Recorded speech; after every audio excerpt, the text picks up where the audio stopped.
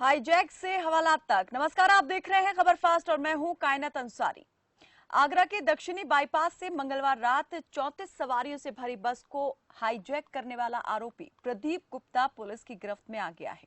गुरुवार की सुबह फतेहगढ़ क्षेत्र में मुठभेड़ के बाद पुलिस आरोपी को पकड़ने में कामयाब हुई, लेकिन आरोपी ने बस हाईजैक की जो कहानी पुलिस को बताई, उसे जानकर यही कहा जा सकता है कि आरोपी ने अपने हाथ से अपने ही पैर पर कुल्हाड़ी मार ली।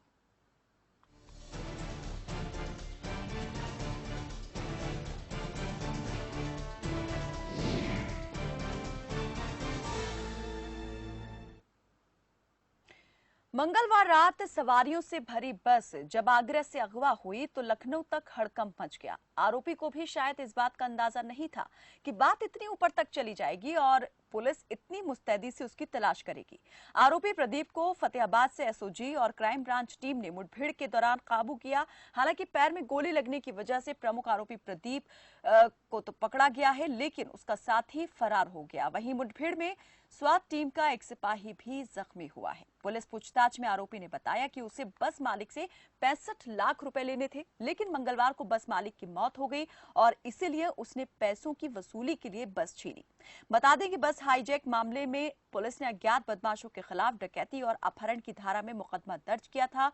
गौरतलब है कि प्रदीप इटावा में वर्ष 2018 में समानांतर आरटीओ कार्यालय चलाने के आरोप में भी जेल गया था। तो आगरा से अगवा हुई बस पुलिस ने यूपी के इटावा से बरामद की है, लेकिन इस पूरे घटनाक्रम के चलते पुलिस महकमे में हड़कंप मच गया था। जब सवारियों से भरी बस के अगवा होने की बात सामने आई, ये भी कहा जा रहा था कि जो आरोपी थे, जिन्होंने बस को अगवा किया था, उन्होंने खुद को फाइनेंस कर्मी बताया था और बस को ले गए थे। चालक परिचालक को बीच में ही उतार दिया था और बस चला कर ले गए थे। हालांकि बाद में बीच रास्ते में सवारियों को दूसरी बस में बैठा करके पहुंचा दिया गया था, लेकिन बस को इटावा में खड़ा कर दिया गया था। आरोपी को जब इस बात की भनक लगी कि मामला पुलिस तक पहुंच चुका है और कितनी जोर शोर से उसकी तलाश चल रही है, तो उसने खुद को अंडरग्राउंड कर लिया और आरोपी छुप गया था। आगरा से भी भागने की फिराक में था आरोपी, लेकिन पुलिस क्योंकि जगह जगह पर छापेमारी कर रही थी, दबिश दे रही थी, इसलिए आरोपी पुलिस की पकड़ में आ गया है। मुठभेड़ के दौरान पुलिस ने आरोपी को गिरफ्तार किया है। पैर में गोली लगने की वजह से प्रदीप घायल हुआ और पुलिस की गिरफ्त में आ गया, लेकिन उसका एक साथी वो मौके से फरार हो गया।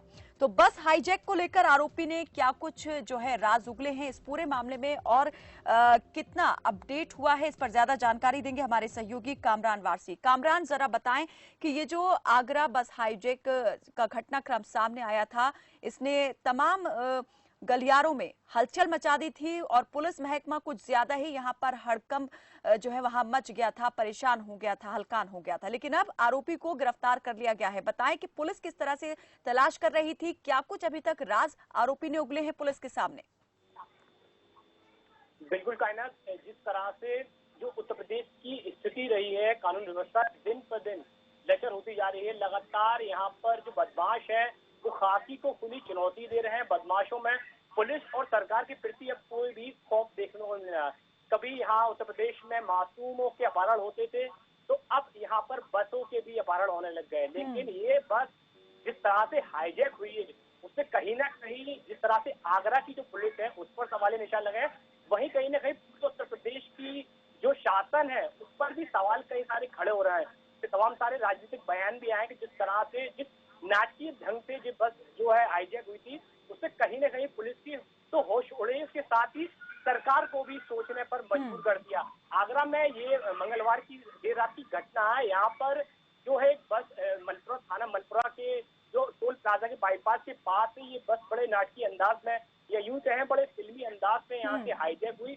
बकायदा बदमाश इसके अंदर सवार हुए और कंडक्टर समेत एक शख्स को यहाँ से उतार दिया गया। फिर उन्होंने बड़े शातिराना अंदाज से इस बस को कुबेरपुर ले जाया गया। वहां पर उन्हें सवारियों को भी, उनके लगभग 34 सवारियां इस बस में जब शामिल थी, तो इसके साथ सवारियों को भी काफी एकदम खौफ के अंदर वो साए में जीने लगे, क्योंकि एकदम जिस तरह से बदमाश अंदर आए तो उन्हें इस बात का एहसास भी नहीं हुआ कि ये बस अब हाईजैक होनी है।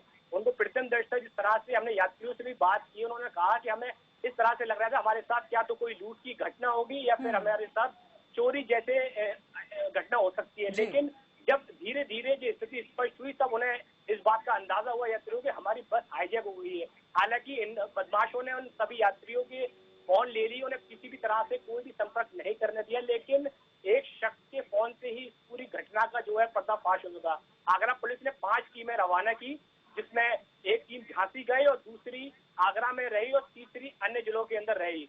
तो जिस तरह से पुलिस ने 24 घंटे में जो आरोपी है, जो मुख्य सरगना है इस पूरी बस का मास्टरमाइंड प्रदीप गुप्ता यानी गुड्डन, ये गुड्डन कोई मामूली शख्स नहीं है और ना ही किसी तरह का कोई फाइनेंस कंपनी के कर्मचारी नहीं है, बल्कि एक शातिर किस्म का बदमाश है और ये इटावा के अंदर जो है आरटीओ विभाग के अंदर दलाल भी रह चुका है, कई बार जेल भी जा चुका है और इसने ये सारा जो जुर्म है उसको भी कबूल लिया है। इसमें लगभग 10 लोग आगरा की जो पुलिस है उसने चिन्हित किया है, लेकिन पुलिस के हाथ सिर्फ अभी तक जो मास्टरमाइंड बताया गया प्रदीप गुप्ता और गुड्डन, उसको ही सिर्फ गिरफ्तार कामरान किया सर, हम है। एक बार फिर से जानना चाहेंगे इस पूरे प्रकरण में कितने लोग जो हैं शामिल थे और अभी तक कहां तक पुलिस जो है आरोपियों तक पहुंच पाई है, कितने आरोपियों को पकड़ा गया है और कितनों की तलाश अभी जारी है? देखिए कायनात, आगरा एसएसपी ने इस पूरी घटना का आज खुलासा कर दिया। हालांकि सुबह मुठभेड़ के अंदर जब प्रदीप गुप्ता एक शख्स के साथ गाड़ी पर फतेहाबाद रोड, थाना फतेहाबाद रोड की साइड आ रहा था, वहीं पुलिस को सूचना मिली और चेक इन के माध्यम से जो प्रदीप गुप्ता है वो पुलिस के झांसे में फंस गया। हालांकि ताबड़तोड़ जो है फायरिंग भी हुई और पुलिस के सामने प्रदीप गुप्ता को सरेंडर करना पड़ा। हालांकि कामरान, क्या ये फायरिंग सिर्फ पुलिस की तरफ से भी की गई या आरोपियों ने भी फायरिंग की थी पुलिस पर? देखिए, पुलिस का जो बयान आया, पुलिस ने स्पष्ट कहा है कि सबसे पहले जो प्रदीप गुप्ता और गुड्डन है उसने अपने बचाव के लिए पुलिस पर जो है फायरिंग की। पुलिस ने अपनी जवाबी सुरक्षा के मद्देनजर जो है जवाबी हमला किया और अपने बचाव के लिए जो है गुड्डन पर गोली चलाई। तो उसके साथ ही जो उसका दूसरा जो साथी था सत्येंद्र यादव, वो मौके से फरार हो गया और प्रदीप गुप्ता को पुलिस ने गिरफ्तार कर लिया। उससे कड़ी पूछताछ की गई तो उसने पूछताछ के अंदर लगभग 10 लोगों की अपनी जो हाईजैक बस की टीम थी उसे बताया। हालांकि अभी तक आगरा पुलिस के हाथ सिर्फ प्रदीप गुप्ता और गुड्डन ही लगा है। हालांकि पुलिस को अभी और लोगों की भी तलाश है। एसपी आगरा बबलू कुमार का स्पष्ट कहना है कि इनके ऊपर, इन सभी पर, जितने भी जो आरोपी है, जितने भी बदमाश है, इन सब पर एनएसए की कार्रवाई की जाएगी और जल्दी जो जो अन्य जो बदमाश है जो फरार है उनकी भी जल्द गिरफ्तारी कर ली जाएगी। कायनात कामरान, यहाँ पर जो बस के चालक परिचालक थे उनकी शिकायत पर पुलिस ने कुछ धाराओं के तहत मामला दर्ज किया था, डकैती और अपहरण की धाराएं दर्ज हुई थी। क्या ये जो गिरफ्तारी हुई है, क्या इसके बाद कुछ और धाराएं पुलिस ने जोड़ी हैं आरोपियों पर और अभी जो है क्या कुछ कार्रवाई पुलिस की तरफ से अमल में लाई गई है? और ये भी हम जानना चाहेंगे कामरान कि जो आरोपी अभी फरार हैं उनकी तलाश पुलिस किस तरह कर रही है? देखिए कायनात, जिस तरह से ये पूरा जो हाईजैक बस की जो कहानी है वो बड़ी फिल्मी अंदाज में जो है सुनने को मिल रही है। लगातार कई सारी परतें सामने आ रही हैं, कई सारे जो स्पष्ट हो रहा है कि आखिर ये पूरा जो प्लान था वो क्यों हुआ। दरअसल प्रदीप गुप्ता जो है वो आरटीओ का दलाल है और कई सारे जो ट्रांसपोर्ट कंपनियों के जो मालिक है उनके जो संपर्क में है। तो प्रदीप गुप्ता कई सारे जो आरटीओ के गैर कानूनी काम है जो सही तरीके से नहीं हो पाते हैं वो ये करवाता है। हालांकि पहले पुलिस ने, खुद भी पुलिस इस तरह से जो है गुमराह थी, उसको कहीं ना कहीं ये लगा जो स्थिति है वो स्थिति अलग तरीके की है, क्योंकि पुलिस को इस बात का एहसास हुआ कि अभी तक उसको जो श्रीराम कंपनी है जो फाइनेंस करती है वाहनों पर, पुलिस को ये अंदेशा हुआ कि श्रीराम कंपनी की जो फाइनेंस है वो रिकवरी वाले ही इस पूरी बस को ले गए। लेकिन जब परतें सामने खुली, जब जांच हुई, तफ्तीश गई, टीमें लगी, तब जाके स्पष्ट हुआ कि इसका जो पूरी घटना है, जो पूरी हाईजैक का जो प्रकरण है, वो पूरा प्रकरण सिर्फ और सिर्फ 67 लाख रुपए की जो लेन देन का मसला है, जो पूरा 67 लाख मसला था, उसके लिए पूरा जो है राजकीय ढंग से तरह से पूरी बस को हाईजैक किया गया था। फिर लेकिन जो मालिक है उसके अभी कुछ दिन पहले ही उसके पिता का जो है कोरोना पॉजिटिव होने की वजह से देहांत हो गया। हालांकि जो मालिक इसका था वो इस सदमे से अभी उठ भी नहीं पाया था, लेकिन अब इसके साथ इस तरह की जो वारदात हो गई, कई सारी सवाल भी ये खड़े हुए, क्योंकि जिस तरह से बस यहाँ से हाईजैक हुई वहीं उस कदम की दूरी पर ही जो थाना मलपुरा है वो पास में है, कई सारे बूथ पुलिस के पड़ते हैं। लेकिन सबसे बड़ा सवाल आगरा पुलिस पर भी जो है खड़ा होता है कि आखिर इतनी बड़ी वारदात कैसे हो जाती है। 140 मीटर की बस आखिर कैसे चंद लम्हों के अंदर कामरान, यहाँ पर फिर पुलिस को कैसे सफलता हाथ लगी? बस का पता जो है पुलिस ने बुधवार को ही लगा लिया था, उसका इनपुट जो है पुलिस ने कैसे निकाला? ये इनपुट कहाँ से मिला पुलिस को? और दूसरा ये कि आरोपी तक पुलिस जो है किस तरीके से पहुंची? क्या मुखबिर की सूचना यहाँ पर काम आई, या पुलिस की जो टीमें आरोपी की तलाश कर रही थी उन्होंने ही जो यहाँ पर कार्रवाई की, उसका नतीजा रहा कि आरोपी जो है वो मुठभेड़ के दौरान पकड़ में आया? देखिए कान्हा, जो पूरा प्रकरण जिस तरह से रहा है उसमें लगभग सबसे ज्यादा जो है पुलिस के लिए चुनौती रही, सबसे ज्यादा पुलिस के लिए अहम भूमिका रही, क्योंकि 34 जो सवारियां थी, जो यात्री थे बस के अंदर, उनकी सबसे पहले जान को बचाना ही सबसे बड़ी चीज है। जिस तरह से जो सवारियों की जान है, सबसे पहले पुलिस को ये चिंता थी कि कहीं उन 34 यात्रियों में से किसी की साथ कोई अनहोनी ना हो जाए। तो पुलिस के लिए काफी चुनौती ये इस बात की रही कि 10 से ज्यादा उन यात्रियों की पुलिस को चिंता थी कि कहीं किसी यात्री के साथ अनहोनी ना हो जाए। इसके लिए पुलिस ने लगभग 5 टीमों को रवाना किया, लगातार सर्विलांस एक्टिव हुआ। कामरान, यहाँ पर हम ये जानना चाहेंगे कि जिन सवारियों को आरोपियों ने दूसरी बस में बैठा करके उनके गंतव्य तक पहुंचाने का काम किया, क्या उन सवारियों ने पुलिस से बाद में संपर्क साधा, या पुलिस किसी तरह से खुद उन तक पहुंची है? और अभी तक कितने लोगों से संपर्क हो पाया है? उन्होंने क्या कहानी जो है बताई है, और ये क्या वो बता पाए हैं कि कब जो है उन्हें दूसरी बस में बैठाया गया, कहाँ से उन्हें दूसरी बस में बैठाया गया? देखिए कायनात, आगरा पुलिस ने जिस तरह से इस घटना का पूरे का खुलासा किया है, तो सबसे पहले सीसीटीवी के माध्यम से जो है बस को चिन्हित किया गया है और पहचान किया गया है आखिर ये पूरी बस कहाँ पर है।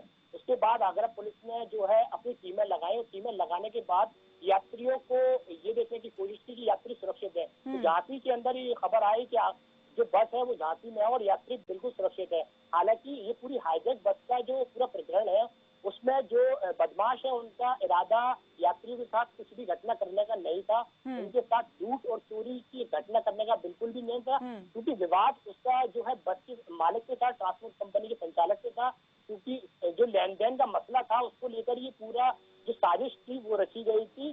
तो इस तरह से इस पूरी घटना को जो देखा जा रहा है कि बदमाशों का बिल्कुल भी ये इरादा नहीं था कि यात्रियों को किसी भी तरह से कुछ नुकसान पहुंचाया जाए। तो बाकायदा जो है जो हाईजैक कर्मी थे, जो पूरे बदमाश थे, उन्होंने यात्रियों को खाना भी खिलाया, ढाबे के ऊपर भी जो गाड़ी रोकी थी, उसके साथ उनकी जो टिकट के जो पैसे थे उनको वो भी दिए, और सकुशल उन्हें बस से जो है यानी किसी भी सवारी के साथ आरोपियों ने कोई दुर्व्यवहार नहीं किया है, ना किसी तरीके की ब्लैकमेलिंग यहाँ पर की गई।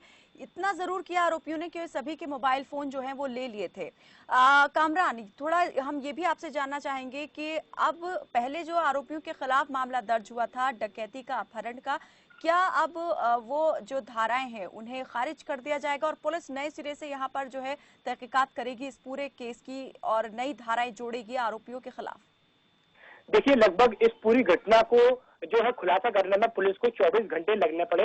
हालांकि पुलिस ने कई सारी परतें भी खोली, क्योंकि शुरुआती दौर में ये समझ में ही नहीं आया था, क्योंकि शुरुआती दौर में पुलिस को प्रथम दृष्टया ये लग रहा था कि कोई फाइनेंस कर्मी जो फाइनेंस बस पर था, उस वजह से ये इस पूरी बस को हाईजैक किया गया है। लेकिन जब बाद में स्पष्ट हो पाया कि ये बस जो है हाईजैक सिर्फ और सिर्फ पैसे के लेन देन की वजह से हुई है और कोई भी इसमें फाइनेंस कर्मी नहीं था, तो तब पुलिस को जो है अपनी कार्रवाई को थोड़ा बदलना पड़ा। क्योंकि पहले पुलिस को ये लग रहा था कि फाइनेंस कंपनी ने इस पूरी बस को अपहरण किया, और उसका जो इसकी आशंका थी, जो इरादे उसके थे, जो मंसूबे उसके थे, वो सिर्फ और सिर्फ बस के साथ, उन यात्रियों के साथ कोई लूट, उन्हें कोई अपहरण करना, उनके साथ कोई फिरौती वगैरह मांगना था। नहीं थे। जी कामरान, यहाँ पर एक बात अब ये भी जरूरी हो जाता है जानना कि अब जो पुलिस है वो आरोपी की कहानी पर कितना यकीन कर रही है। जो आरोपी ने कहानी बताई कि जो बस का मालिक था पैसे उससे लेने थे, और